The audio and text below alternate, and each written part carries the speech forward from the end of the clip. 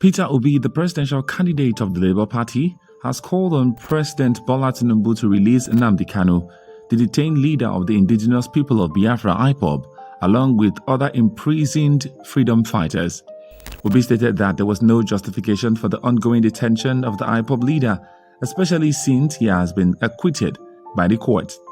The 2023 presidential candidate, while addressing journalists on Saturday in Onitsha, Anambra State, urged leaders to intensify efforts in addressing insecurity.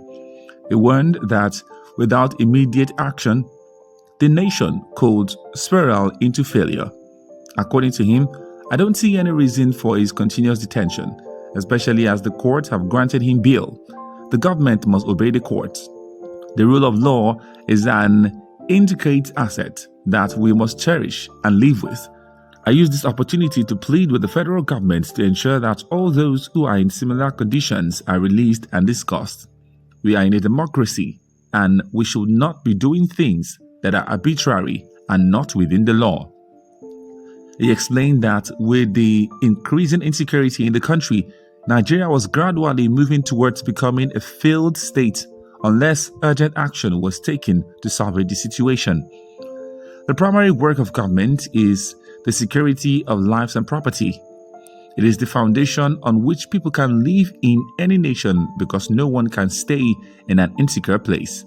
It is worrisome what is happening in Nigeria with the news of killings, abductions, and other vices that have made Nigeria one of the most insecure places on earth. In fact, it is leading to a failed nation.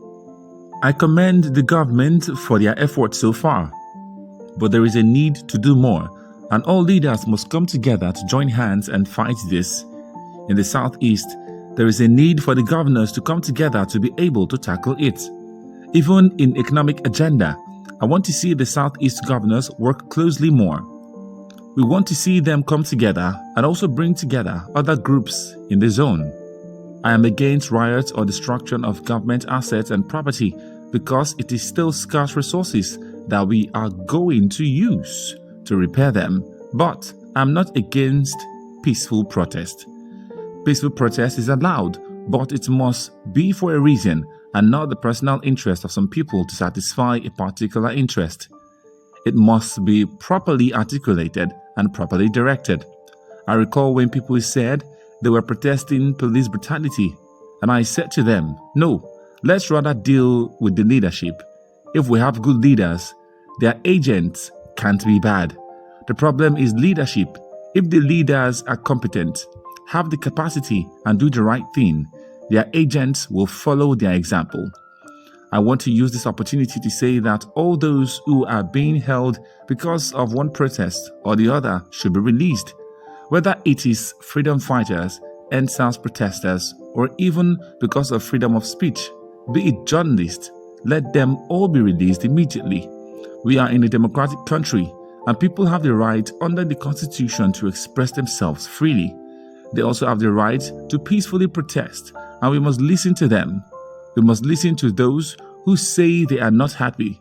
That is why it is a democratic nation. We should stop acting dictatorial and behave as if this is not a democratic country, he added.